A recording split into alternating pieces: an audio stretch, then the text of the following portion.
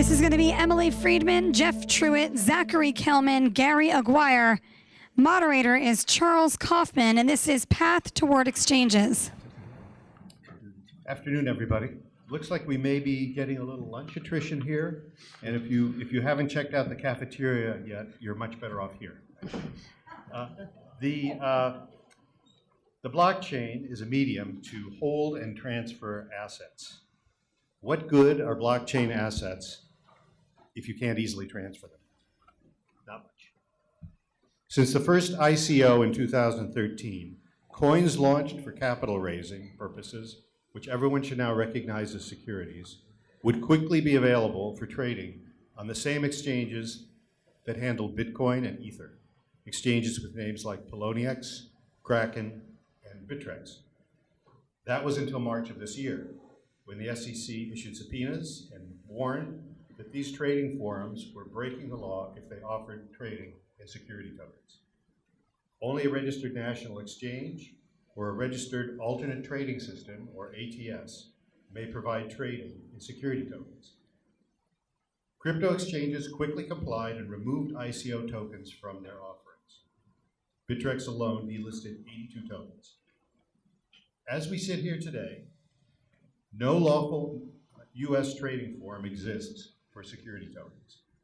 No existing national securities exchange, or ATS, is equipped to handle blockchain assets, and no new ATS has been registered for this purpose, though some claim to be close. The title for this seminar is Path to Exchanges, because we're not there yet. We're going to be talking to our expert panel, asking them to report on their discussions with regulators and to read the tea leaves, and to tell us when we are likely to see security tokens exchanges operating and what they're going to look like. I'd like to introduce our panel. On my right, Emily Friedman is a British attorney who got involved with blockchain law while earning her LLM at UCLA Law 2 years ago. Last year, with the firm Burns Weiss, she wrote a legal treatise on blockchain technology. Since then, she's been working with crypto startups and has recently been working with Experience Legal as a law clerk while her bar results have been pending. However, she was just notified that she's passed the California bar last week, and she will be joining us. Thank you. Jeff Truitt is the Chief Legal Officer of Securrency, or Securrency. I'm told that both pronunciations are possible. A former M&A and securities attorney, Jeff previously served as partner at Smith Anderson's in Raleigh and as an associate at Sidley & Austin in Chicago. Securrency is a fintech, regtech company that facilitates the issuance of securities tokens, as well as the secondary exchange of those tokens in a compliant manner. Gary Aguirre's career has taken him from groundbreaking courtroom battles in areas as diverse as air disasters and construction defects to a stint at the SEC Division of Enforcement, where he brought the first successful investigation of insider trading by a mega hedge fund. And he engaged in a battle with institutional compliance that led to a restructuring of the division itself. He has brought his innovative thinking to the confluence of blockchain technology and capital markets, where he guides blockchain visionaries through the regulatory maze. And Gary, that sounds hopeful, because mazes tend to have a solution, a place you eventually get out. And we want to hear about that. Zach Kelman is the principal at Kelman.Law, a law firm specializing in financial technology and cryptocurrency. He has served as head of compliance and legal at Coins.PH, a leading fintech company in Southeast Asia, which was one of the first virtual currency exchange licenses, earned one of the first virtual currency exchange licenses in the Philippines, and that means it was one of the first in the world. Mr. Kelman also advised the Philippine Central Bank on designing regulations for initial coin offerings and designing an automatic clearinghouse. I'm Charles Kaufman, a securities lawyer at Homeier Law PC, an LA-based firm focused on both traditional and alternative capital raising, including crowdfunding and ICOs. So the first question I would like to pose to Jeff, who's company provides services that are going to be essential to anyone listing a security token on an ATS, on a token trading system when they become available. You've met privately in the past month with a number of congressmen on the House Financial Services Committee, as well as senior SEC staffers and at least 3 SEC commissioners. Are there any relevant takeaways from those meetings that you can share with the audience as it relates to today's meeting? Sure. So can I give an introduction about our technology, or jump right into it? So I suspect some of you may not have heard of Securrency before, and that is reflective of our approach. We're about 2.5 years old. Our very name is a blend of the word security and currency, the idea that a hybrid instrument could be created that has characteristics of both securities and currency. But this is probably the first conference that we've ever been a sponsor at, because we've been building out a tech platform. So as a result, we have we think a technical lead, but nobody knows us. So that's going to be changing. We paid a visit to DC a few weeks ago to meet with some regulators and just to inform them about our technology. We really didn't have any ask at all. We wanted them to just understand the tools that are available to deal with these issues. So I need to tell you a little bit about how our technology works. I'm going to try to keep it simple. But by way of a story, I'd say that as I listened to Matt and Miles describe their experience setting up this fund to issue tokenized securities for real estate assets, our platform is essentially designed to automate almost that entire process. It's a robust KYC and AML enrollment engine on the front end that can do this at scale very quickly, very fast. And then it can create the token, but it turns out, as you know, creating a token is pretty easy. There's probably apps you can create ERC tokens on your phone, but doing it in a compliant manner is much more difficult. So we have a compliance-aware token patent, which allows rules to be embedded in the token that mimic the regulatory exemption that you are seeking to utilize. So it's a Reg D exemption or issuance that you're relying upon. You will actually program rules into the token so that only accredited investors, investors who've acknowledged reading the disclosures in the reading room, and so on, can actually qualify to receive this token. Wallets are onboarded. We have technology that works with other providers through APIs, which plug in very quickly to then assign attributes to wallets, and also run a variety of checks, AML checks, to make sure they're not dirty wallets, tainted with associated second, third degree separation of ransomware, terrorism, what have you. So we get a clean user, a clean wallet. The tokens are issued, and they will only travel to a wallet that meets the regulatory criteria that are programmed into the token. So we don't substitute for the marketing. You heard earlier that marketing is really hard. So broker-dealers are still needed to market these if that's what it takes to get people to buy your securities. But the SEC was really kind of surprised, I think, that this technology existed.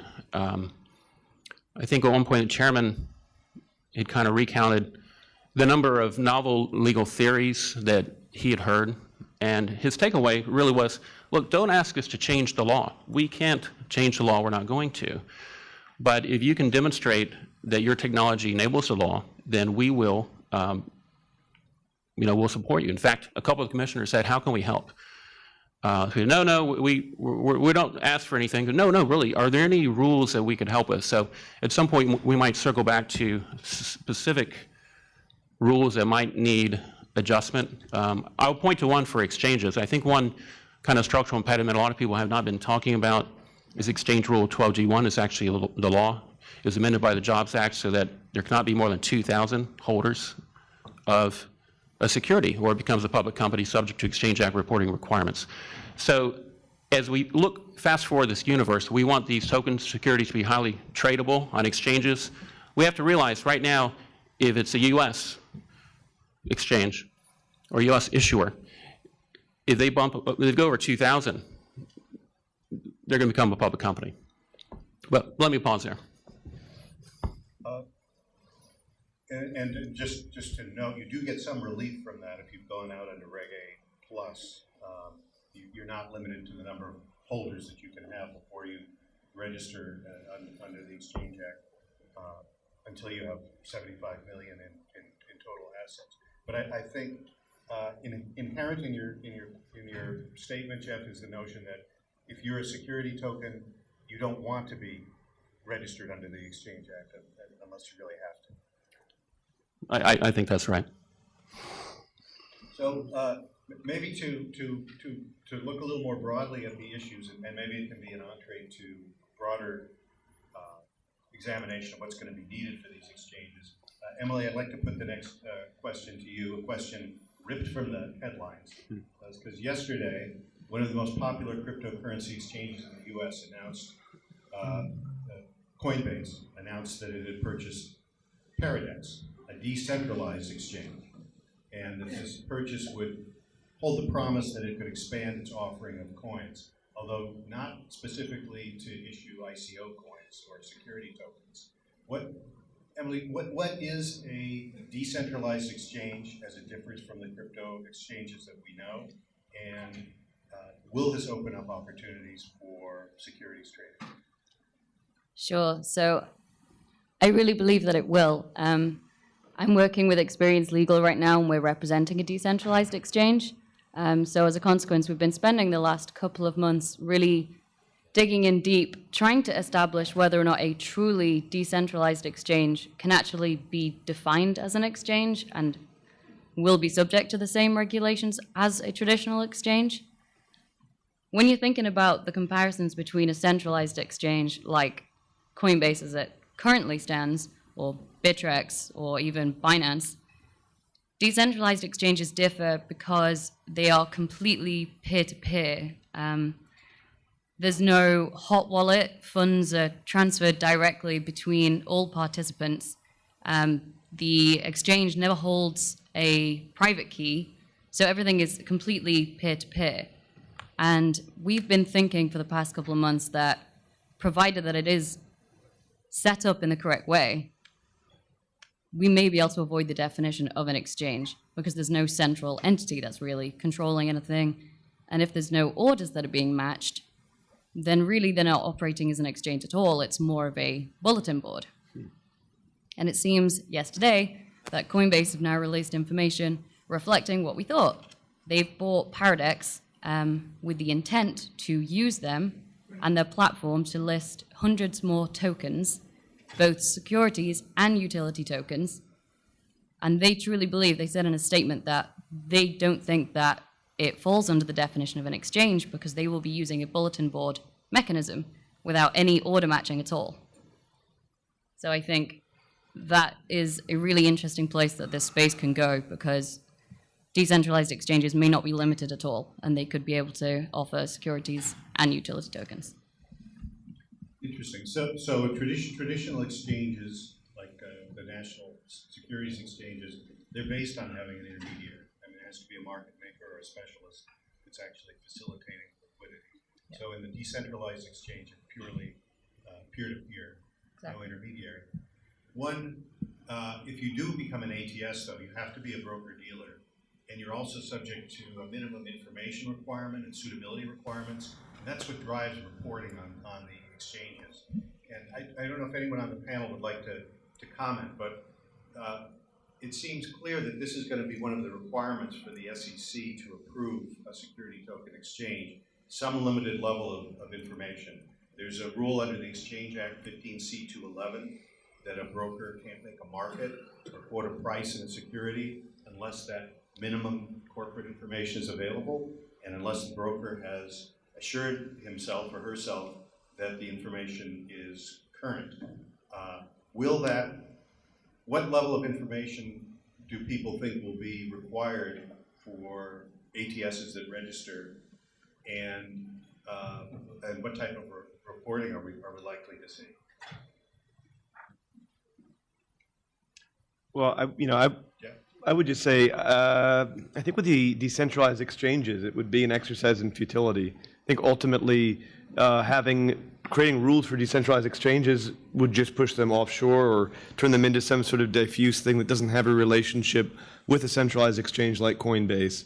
So I tend to look at the decentralized exchanges as a kind of a pulling mechanism away from regulated markets. And I think the only real way to deal with this would be to use blockchain analytic tools at exchanges and sort of create a norm around that level of compliance to make sure that there's some sort of risk-based system looking at tokens that come from these decentralized exchanges at the centralized ones, and then sanctioning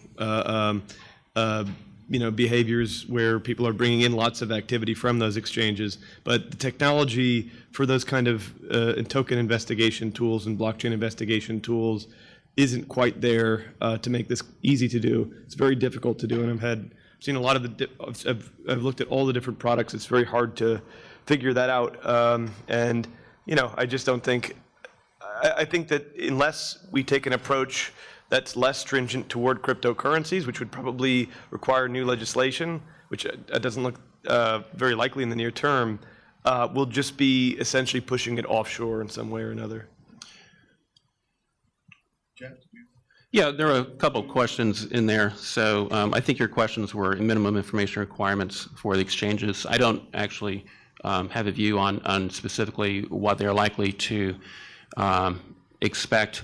Our technology is soup to nuts. The idea that you can start with a security, end up with a form of currency means that it has to be able to be exchanged. So we're looking at doing that offshore.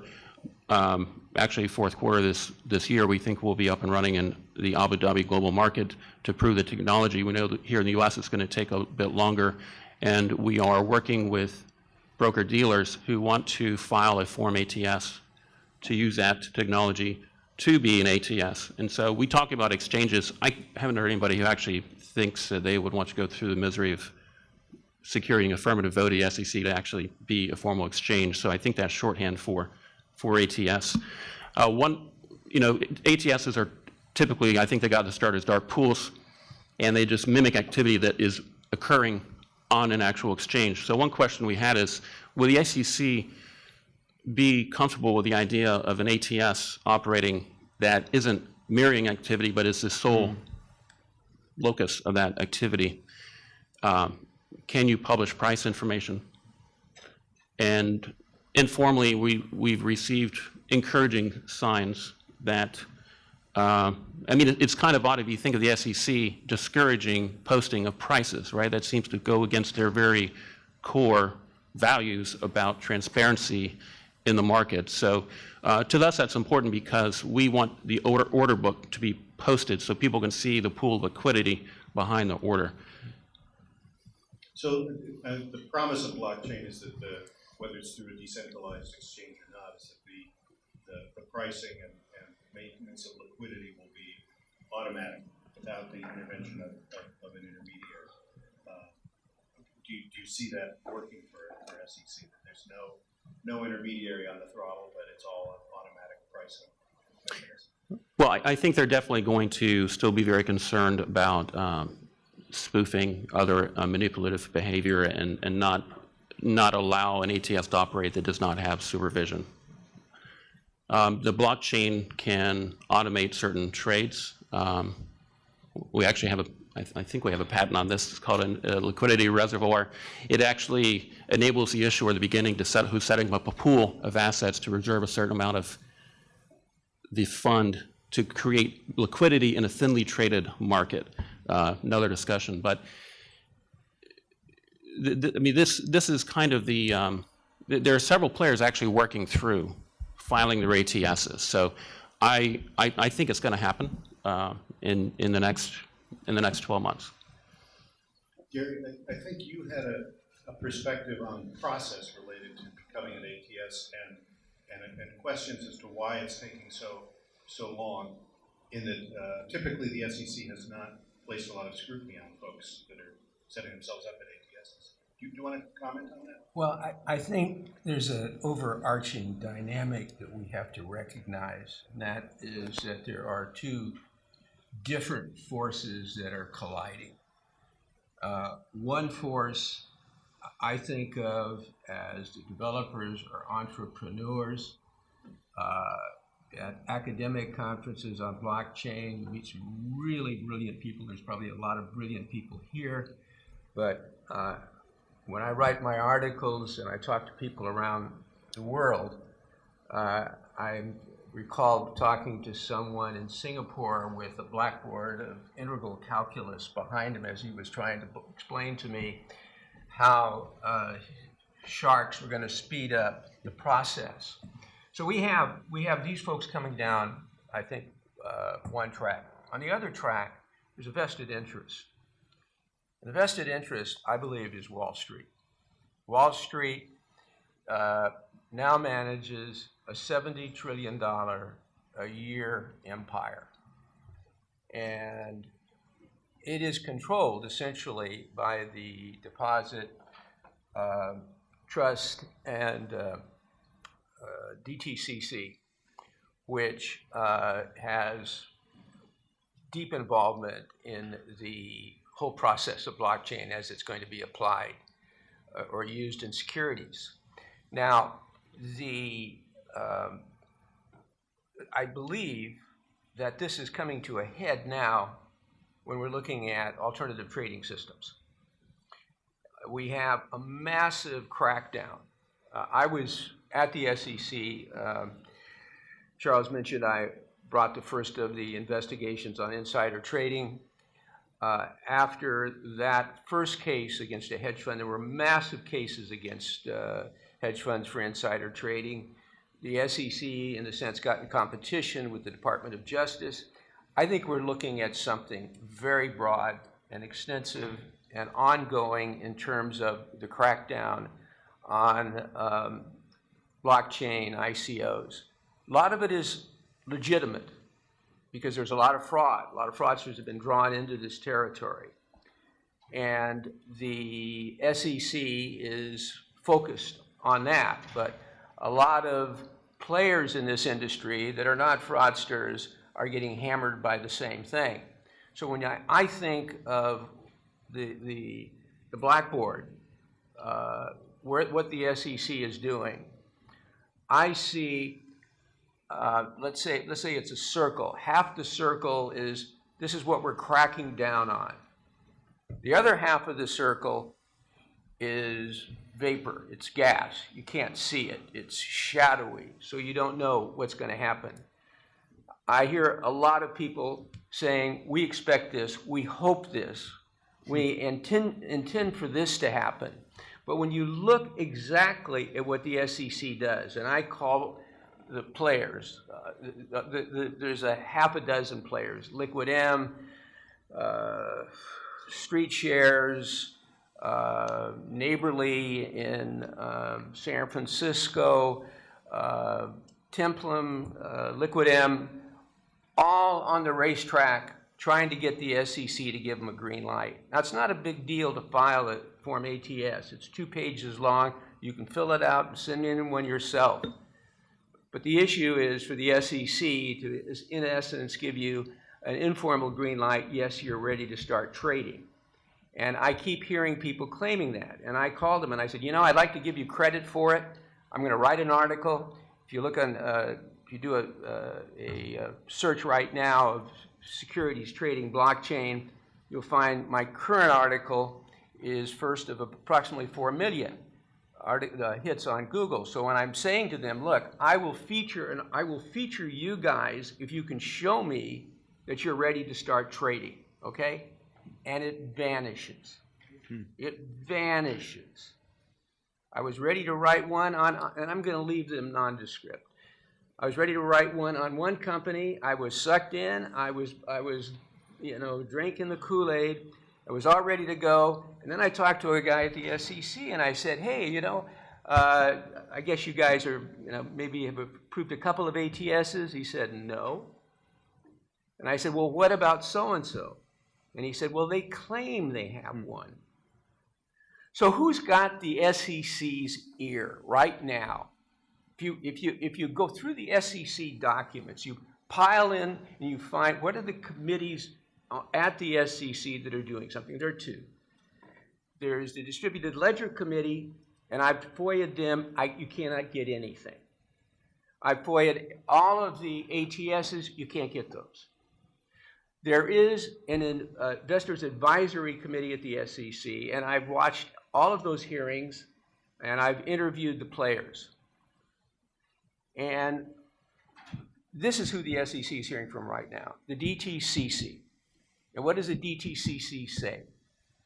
They say, at the hearing, we think that blockchain is wonderful, and we think it's going to revolutionize trading, and it's for us to handle. We'll bring it internally. We can handle it internally. Maybe we'll let other broker-dealers see. This is huge, and this is, I think, a key point. If it's decentralized, if blockchain actually operates as Nakamoto anticipated, and it's decentralized, and that ledger is decentralized, and people can track through the ledger the trading, a lot of what we've got to know is market abuse will be eliminated from the market. Now, that's not just Gary Aguirre saying that. I was at the SEC. I did do market abuse. I've been involved in the area for 18 years. But last summer, I got a call from Patrick Byrne of Overstock.com. I was in Spain investigating a naked short selling case, 150 million shares of legitimate stock, 2 billion in phony stock. And I was interviewing it, and I got an email from Patrick. He said, "What are you doing?" I said, "I'm in Spain." He said, "Well, you know, naked shorting is going to be eliminated if blockchain is implemented." And I said, "How does that work?" And so I began to interview people, and I talked to the point person at the NASDAQ on the SEC, one of the SEC committees. He said, "What do you think? Is that right?" And he said, "Yes, it will be eliminated." Naked shorting was a big factor in the financial crisis. It helped push the banks off the cliff. So, Gary, if I could break in for a sec. I think the reason why they made that statement has to do maybe with technology that companies like Jeff's are bringing forward in smart contracts, in that, for example, you couldn't short unless it was verified that you actually owned the stock that you were shorting. Exactly. Right. Exactly. It's impossible to short. And Delaware last year decided that, I think it was Dole Pineapple, wound up with an extra 13 million shares at a proxy fight. You know about that, okay? Yeah. So Delaware says, we're going to use blockchain to eliminate that. Well, the same thing works on naked shorting. So now, this blockchain has a huge potential tailwind. It's not just that maybe people will spoof, maybe there's fraudsters involved with blockchain. Yeah, I'll give you that. The other half of it is that blockchain may very well eliminate a lot of the fraud that is currently inherent in the market system, and will also make it far more efficient. That's what needs to be tapped in on. And what I see as the hope is that the players need to come together. They need to develop a proposed rule for the SEC, not go to the SEC and try to get a little sidebar here and there, because you're up against some powerful players. You need to write a regulation. You need a rule. It needs to be thought out carefully to anticipate every complaint and every pushback the SEC is going to have. And you lay it on them, and you say, what's wrong with this? And you take it to the media. And you say, hey, this rule solves the problem. Everybody else is going to do it all over the world, and the SEC is blocking us from doing it here. And then you take it to Congress, and you start pushing. That's how I think you get it through. Go ahead, Emily. No, after you. You sure? Yes. Speaking to the politics, I see different audiences in D.C. You mentioned Congress. You mentioned the SEC. Within the SEC, you have commissioners and you have staff, and I think that you need to think about them fairly, in different ways. When we are speaking to congressmen, one political message that we found some traction with was to highlight the economic advantages of being able to raise capital in a more efficient way for middle America. It's very difficult to raise a lot of money, $5 million, right? Wall Street isn't that interested in helping you. So the political message, which drives the SEC, is very relevant in that respect. And a question earlier session was, well, if I just want to raise money, what advantage does a blockchain have for me? I can just do that right now. And I think one answer is that if you tokenize it and create a secondary trading market, as we believe our technology will enable, then you're going to stimulate demand in the primary issuance. I mean, it's very simple. It's like, would you buy a car that you're stuck with for 20 years, or if you know you can trade it in 3 years, you're more likely to buy it. So of course you would. I just had a quick question for Gary. Everything that you've just said about how most of the ATSs that are saying that they have approval, but that's most likely incorrect. I was just wondering, Shares Post this week, an existing ATS that are trading in private company markets, they've just said that they've received the SEC approval to trade security tokens. Are we to presume from what you've said that that's false? The ATS does not get formal approval. There is no formal approval for an ATS. I didn't call Shares Post last week, but I did have conversations with them in January. I talked to everybody, and I try to keep up with them in terms of who's got what. And my standing offer is, show me something that shows that the SEC has given you a green light, or show me some trading volume. Show me some actual trading volume. And nobody produces it. And do you see trading volume? Could they have a trading volume before getting a green light? Like, could they actually go ahead and start listing security tokens? They could start trading in theory, but what's the downside? Okay, what's the downside? Now, I've been involved in securities litigation where securities have been traded that are unregistered, and that is death by 1,000 cuts. The SEC goes after disgorgement, and disgorgement is every cent you got from your investors, you got to cough back up. So the risk of doing a trade, starting to trade, unless you've actually got a green light from the SEC, and if that's happened and Shares Post has done it, they will be the feature in my next article.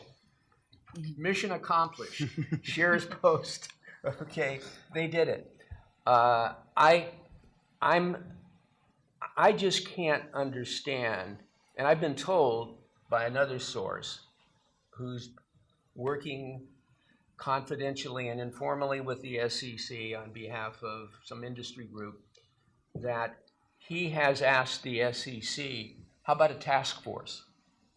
How about a task force? Now, you can have a commission. The SEC often has these task forces. That's not what they call them, but essentially they're representatives from the industry group. They come up with the proposed rule. The proposed rule becomes a preliminary rule. Preliminary rule goes to the Federal Register, and then pretty soon it's law. Okay. There is no industry task force at this point to even begin that work. Okay, and that's what I think. In my mind, that's the first. That's the beachhead. Well, isn't the official position of the SEC that no new regulations have to be promulgated through that process, but they will fit everything into the existing regulatory? I don't think. I think what the SEC is saying is that we're not going to bend the rules to please you. But let me give you an example. For right now, one of the things with an ATS is you've got to protect the trading algorithms, okay? And if there is a distributed ledger, is that going to reveal the trading algorithms? Now, I get Clayton, we're not going to bend the rules, we're not going to create this new class that is an exception to the securities laws. But you're going to have to adapt, you're going to have to interpret the securities laws, the statutes, and apply them to this new asset class so people will understand what they can do and what they can't do. Did any other? Can I respond to that? So what was evident to me after meeting with 3 commissioners, I won't tell you which president appointed them, but you might be able to figure it out based on what I'm about to tell you. There is very much a consistent theme that they want to, while they're not going to change the law, they wanted to see the market kind of figure it out. There was a very real fear that if they imposed a regulation, they'd get it wrong and it'd be counterproductive. They had great confidence in the technologists to whittle away the problem and bring the technology that could comply with the rules, and that there was no rush. Now, the congressmen, I think, were more susceptible to the concern of being left behind. Securrency is going to be trading in Abu Dhabi global market because that economy is pivoting from petrochemicals to something new. They're forward-leaning, one regulatory body, a fresh playbook. They have great advantages to get it right. The U.S. doesn't want to wait too long and be left behind. That's another thing that I think we need to address is that, and I think the SEC is aware that if they wait too long or if they overregulate, it's simply going to drive the market overseas, which ultimately is less protection for U.S. investors. But the strategy for a lot of companies that want to issue their tokens, security tokens now, in the current uncertain environment, is to list on only issue to foreign purchasers and list on a foreign exchange that has safeguards intended to prevent U.S. investors from participating. And then sometimes that's combined with a private placement to accredited investors in the U.S. Do any of you see any issues with that strategy? And Jeff, not again to focus on the products of your company, but I was very intrigued by something you told me about protections, Reg S protections that would be possible using blockchain technology. It's very simple. So if an issuer wants to conduct a Reg S offering, they can program in the rule non-U.S. wallets only. So not only will the issuer have reasonable assurances that there won't be subsequent resales in the U.S., it technologically cannot happen so long as the protocols are in place. So it dovetails with our vision of the world. We're trying to create a globally interlinked pools of liquidity, which is philosophically different than some approaches where they want to build one big forum and force everybody into that venue. I heard a comment earlier that we all need to cooperate, and so we can cooperate by figuring out what the right global standard is, so that these security tokens can trade all around the globe. Zach, I was wondering, with your experience in establishing foreign trading media, would you weigh in on this issue at all? You mean, well, I just see the general trend heading overseas. Even in jurisdictions which are sort of the offshore Europe or offshore Asia, they're under increasing regulatory pressure, global pressure from, large, powerful countries within their regions. If you look at the ICOs and where they're being started now, you can see a lot of it is a Caribbean, a lot of it are jurisdictions which weren't getting a lot of attention a couple of years ago that are now getting an excised view or an excised amount of the ICO projects being launched there. And again, with the overseas exchanges, you're just seeing a lot of the same pressure we saw maybe a decade or two ago with the offshore gambling industry, where you're actually sort of, the more pressure and the less clarity there is in jurisdictions like the United States, the more attention there is overseas, the more these companies are setting up over there. And the difference this time is that you have this diffuse cryptocurrency market. You don't need to go through the banks and have to deal with those headaches like the online gambling world did. And I think that all the approach that we're hearing about from the SEC and Congress, and their head is in the right place. I think that they don't really get how quickly things can turn in a different direction. They're just sort of waiting, and I don't think that they're moving fast enough. I want to chime in on that because yesterday I spoke with a client who expects to open up exchanges in different countries and then eventually come to the U.S. and use that in a sense as leverage to try to get the U.S. to agree to something. But with respect to the concept that let's just watch it evolve in the U.S., while the SEC is doing that, they have Ethereum under investigation as a possible security. That's got to be chilling. While they're looking around, they've got Overstock.com and Pro Securities under investigation. Either formal or informal investigation. You can't quite discern which it is. That's got to be chilling. So what they're doing is chilling out any interest in doing anything here. I mean, somebody comes and says, hey, I want to come to the United States, I want to do it. I can say, I won't say no, but here are all the hurdles that you're going to have to get over. And then what are you going to tell investors here about when you're going to trade downstream? You know, what's that going to look like? We're not going to trade downstream. We may be trading downstream. We're hoping we're going to be able to trade downstream. If you're candid with them, they're not going to want to buy. If you're not candid with them, you can get sued. And by the way, there's a ton of class action lawyers out there that are, you know, looking for bottom feeding. We may hear from some of them later. I saw a couple of knowing smiles in the room. Nothing negative. I used to be one of them, actually.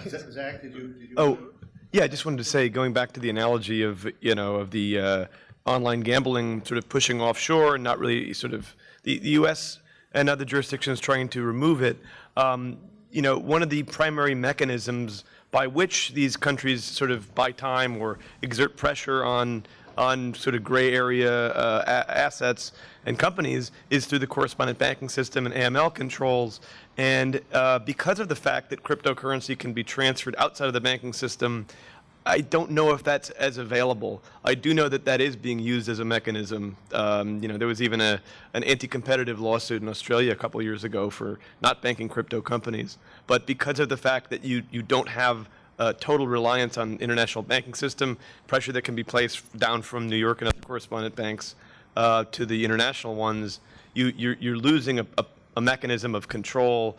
And that's why I think you'll see a more rapid push over offshore if the U.S. doesn't figure out how to regulate this quickly. Do we have time to take some questions from the audience? We can do a couple of questions. Sure, we've got about 5 minutes. So hands up, nice and high if you've got some. Did I see one over here? Sure. Hi, so my question is about how truly decentralized exchanges can happen. To elaborate, so all the exchanges right now, they take a small percentage, you know, like, and they're also responsible for any errors and problems.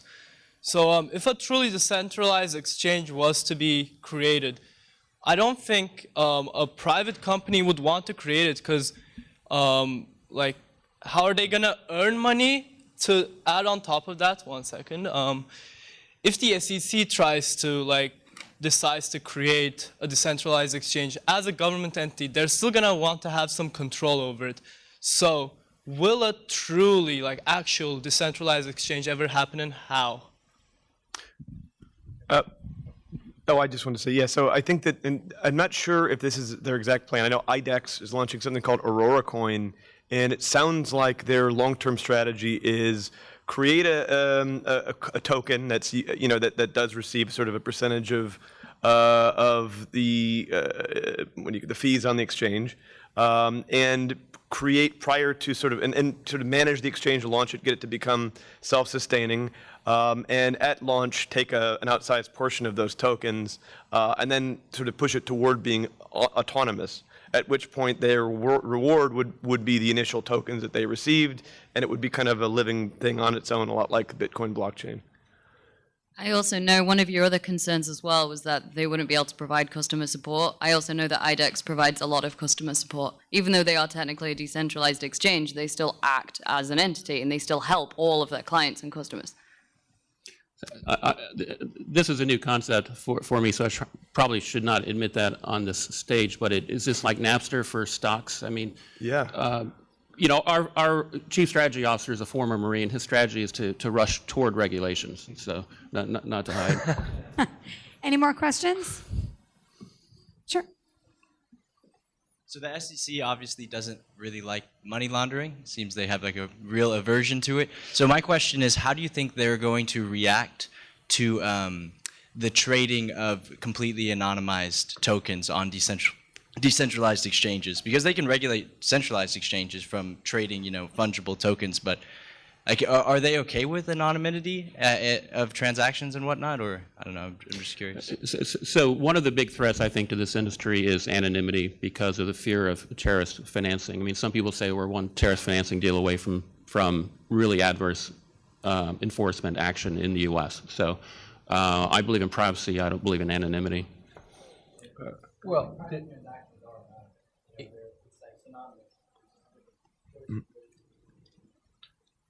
I think the ATSs through the brokerage firms will have the identity of the individuals, but that is not, I mean, that to that extent, I think the SEC will have access to it. You have to realize, I mean, when you're talking about a decentralized exchange, we're talking about the securities markets, the SEC is always going to be a hub on that, okay? They're going to be there. And I've thought about that, and I can see where the SEC operates, has access to everything, intervenes when it wants, when it needs to, okay? But perhaps over time, given the tendency for blockchain to eliminate a lot of the things that we think of as market abuse, perhaps a less of a proactive role. Maybe not. I would say too, you know, I've done the compliance for a number of exchanges, and I think how I see that playing out is you'll see a normalization of AML rules and sort of algorithms to look at different types of accounts, and high risk accounts, sort of, you'd use a high risk label on accounts which are receiving a lot from these decentralized exchanges, which presumably could have then exchanged them in for privacy tokens, right? So you might see something like that. I don't know if it'll be effective, but I do think that you'll see a kind of a using transaction monitoring tools around, you know, creating risks of interacting with pools that have a lot of those tokens on them as the mechanism. Again, I don't know if it'll work or not, but. Okay, and we have time for two more. So this gentleman, and then I'll get you at the end. So this question is kind of directed towards Emily. You said earlier that you were talking about decentralized exchanges and how you can avoid registering with the government, right? So, and you said the word bulletin, like a bulletin board. Yeah. One of my questions was just in terms of liquidity, like decentralized exchanges right now see very, very little volume in terms of actual exchange. And so I was just curious about how they would provide the liquidity factor to be able to actually engage in that. Because currently there's a lot of institutional investors interested in Bitcoin, but they're not going on exchange, they're going off exchange because any massive liquidity would just either liquidate the market down or go up really quick like that. So. That is a really good question. And that's obviously a really big concern for a lot of decentralized exchanges because they need to know where they're coming from and how they can support all of the trades. And I think a lot of different entities are approaching it very differently. But a lot, or a few that I know, they are raising capital separately in order to provide that liquidity. They're not having ICOs, they're not doing anything like that. They are just raising separate funds from investors in order to constantly have an amount that they can ensure. As you say, it's low volume trading for the most part. So it doesn't really take that much in order to like make sure that they really can provide that liquidity. I can get back onto my own hobby horse of information. And this comes from the traditional securities world. Information tends to drive liquidity, that investors can know something about what they're buying and selling.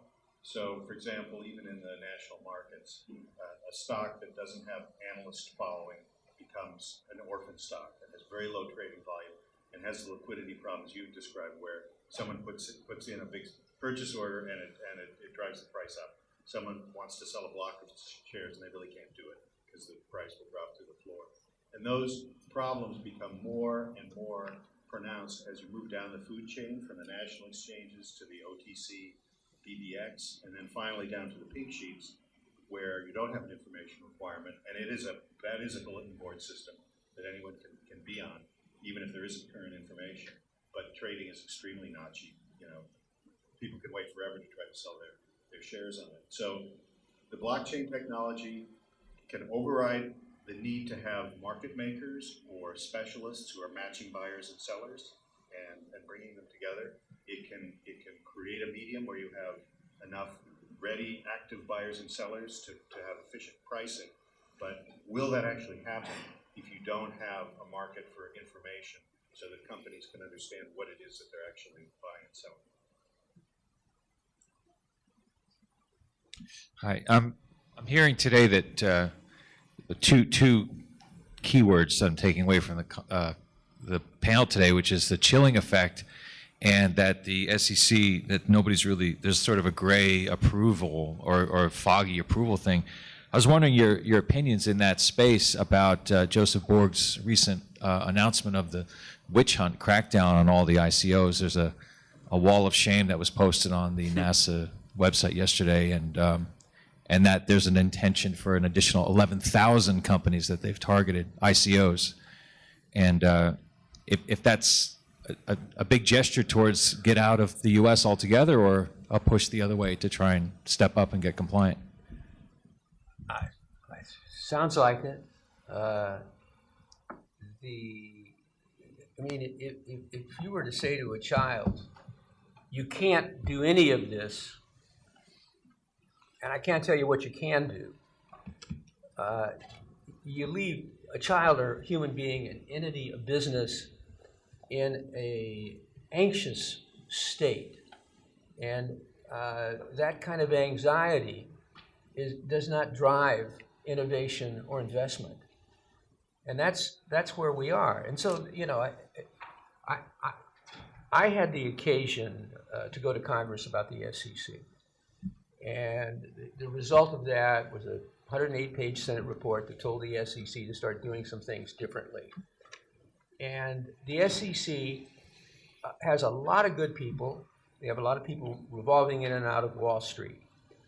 And if there's going to be a change, I want to just harp on the point. I think that there needs to be a well-drafted rule placed in front of the SEC that acknowledges their legitimate concerns and carves out a territory for people to operate with a safe harbor so that this remarkable new technology can evolve and begin to change things. Now, if it doesn't happen here, I do suspect it's going to happen elsewhere in the world. We'll watch for a while, as we're watching the Chinese with artificial intelligence get ahead of us there, and we'll watch this happen in the rest of the world, and then somebody will come back and begin to make the case here, especially when U.S. assets start getting traded. U.S. real estate starts getting traded by foreigners over foreign exchanges. So I think it's inevitable. I do think it's inevitable, but it can be expedited. Mm-hmm. Oh, sorry. I was going to say, one point I would make is when you look at the numbers, I'll say 11,000 or whatever the long enemies list is. One of my jobs at CoinsPH was to review a lot of the different tokens, things people were onboarding and offboarding, and tokens that wanted to be listed.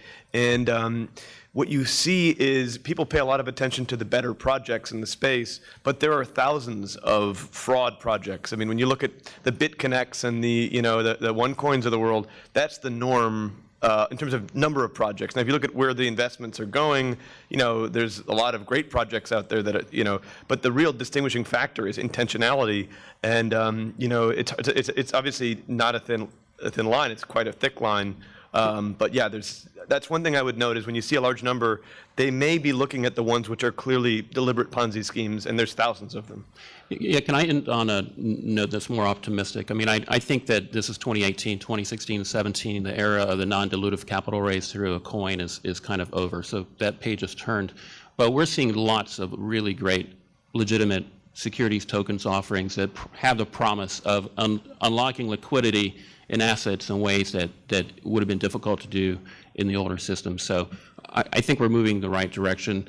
I don't think we're going to replace Wall Street. I think that the broker-dealers of Wall Street, the people who understand how to understand what is sometimes a very complex financial instrument, structured in the right way, market to the right accredited investors, that's happening. And I think 2018, 2019 is going to see a lot of good things.